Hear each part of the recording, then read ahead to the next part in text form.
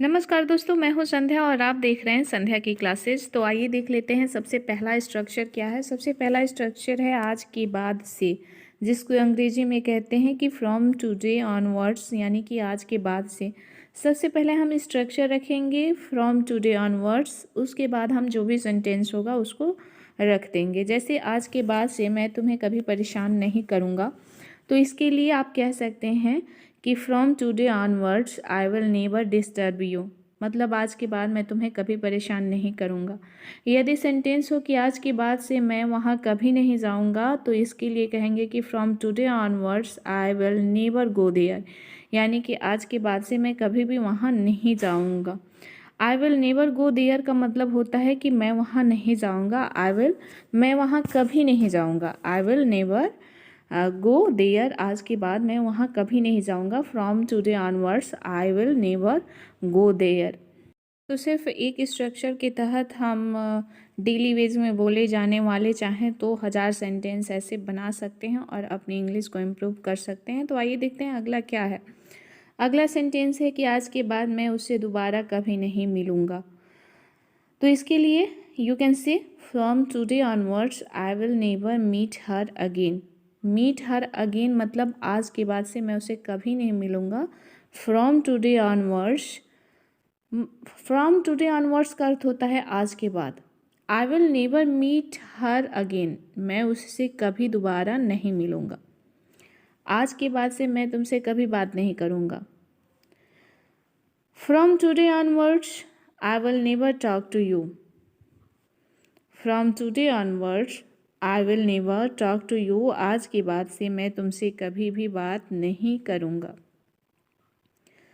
अब अगला सेंटेंस है कि आज के बाद मैं कभी झूठ नहीं बोलूँगा।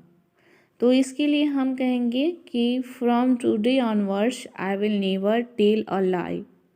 तो स्ट्रक्चर हमारा ये था कि सबसे पहले हम स्ट्रक्चर को रखेंगे और स्ट्रक्चर है आज के बाद, फ्रॉम टुडे ऑनवर्ड्स, और उसके बाद जो भी हमारा सेंटेंस है हम उसका प्रयोग करेंगे। तो स्ट्रक्चर है आज के बाद, फ्रॉम टुडे ऑनवर्ड्स, मैं कभी झूठ नहीं बोलूँगा, ये हमारा सेंटेंस हो गया। तो मैं कभी झूठ नहीं बोलूँगा की अंग्रेजी होती है I will never tell a lie. Lie means झूठ होता है और टेल मीन्स होता है बोलना। तो I will never tell a lie, मैं कभी झूठ नहीं बोलूँगा। एक सेंटेंस में प्रैक्टिस करने के लिए आप सबके सामने प्रस्तुत कर रही हूँ। इसका आंसर आप हमें कमेंट सेक्शन में अवश्य बताएंगे। आज के बाद मैं रोज़ इंग्लिश का प्रैक्टिस करूँगा या फिर करूँगी। अब है bye the grace of God. Bye the grace of God का अर्थ क्या होता है? Bye the grace of God का अर्थ होता है ऊपर वाले की कृपा से, ऊपर वाले की कृपा से। तो सबसे पहले structure bye the grace of God रखेंगे और उसके बाद हम सेंटेंस को रख देंगे। जैसे कि कोई सेंटेंस है कि ऊपर वाले की कृपा से वह आखिरी में अपनी बीमारी से उबर गई। Bye the grace of God she finally recovered from her illness, अपनी बीमारी से वो उबर गई। ऊपर वाले की कृपा से मुझे अपनी योग्यता के लिए एक अच्छा काम मिल गया। By the grace of God, I found the perfect job for my qualification. Qualification means होता है योग्यता। मुझे अपने योग्यता के लिए एक अच्छा काम मिल गया। तो I found means मतलब मैंने पाया। I found the perfect job for my qualification, यानी कि ईश्वर की कृपा से, ऊपर वाले की महिमा से, कृपा से मुझे क्या हुआ, अपनी योग्यता के हिसाब से मुझे एक अच्छा सा काम मिल गया। तो इसके लिए हमने क्या कहा? Bye the grace of God I found the perfect job for my qualification. ऊपर वाले की कृपा से मुझे अपनी योग्यता के लिए एक अच्छा काम मिल गया। तो by the grace of God का अर्थ होता है ऊपर वाले की कृपा से। ऊपर वाले की कृपा से हम इस चुनौती को एक साथ पार करेंगे। तो सबसे पहले हमको स्ट्रक्चर रखना है bye the grace of God. अब क्या करना है, हमारा सेंटेंस है हम इस चुनौती को एक साथ पार करेंगे।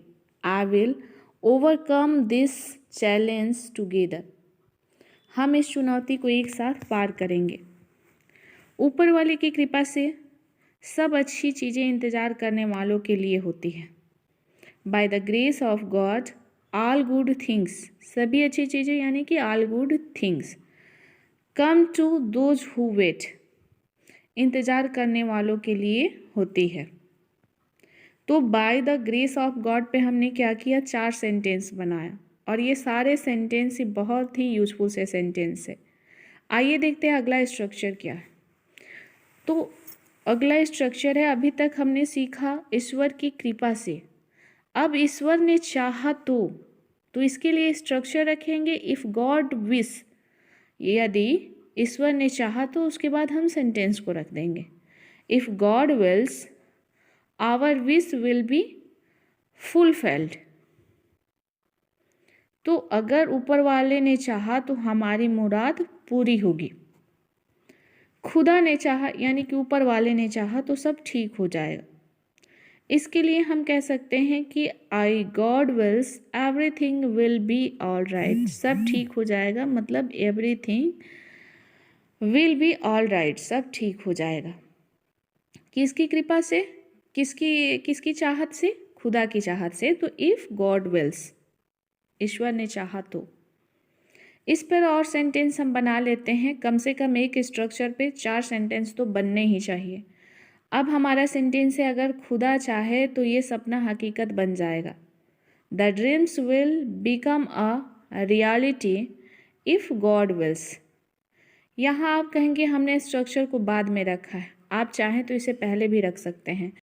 अब सेंटेंस है, ऊपर वाले की लीला समझ में नहीं आती, अगर उनकी मर्जी हो तो अंधेरे में भी उजाला दिखा सकते हैं। तो God's ways are mysterious, if he wills he can show light even in darkness. यदि वो चाहें, उनकी मर्जी हो तो अंधेरे में भी उजाला दिखा सकते हैं। तो ये थी आज की हमारी वीडियो। आज के सारे स्ट्रक्चर बहुत ही यूजफुल थे। मेरी वीडियो पे नए हो तो लाइक, सब्सक्राइब, शेयर करें, एक कमेंट करें। Thanks for watching my video.